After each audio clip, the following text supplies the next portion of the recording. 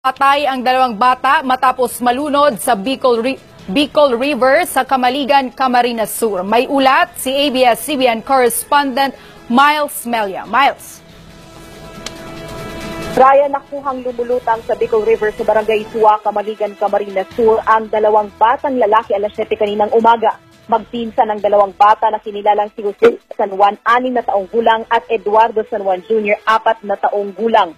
Ayon sa Chief Investigator ng Camaligan Police, si Senior Police Inspector Jimeno Santa Cruz, na i-report Sabado ng gabi na nawawala ang dalawang bata hanggang sa may nakakita na sa mga ito sa ilog.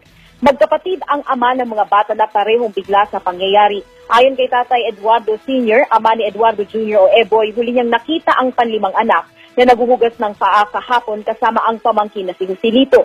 Hindi umano nila alam na bumalik pa ang mga ito sa riprap. Itinuturing ng pamilya at ng pulisya na aksidente ang nangyari, pero sumang-ayon pa rin ang pamilya San Juan. May pasailalim sa physical examination ang dalawang bata para malaman kung may foul play sa pangyayari. Mula sa Camarines Sur, balik sa iyo, Raya.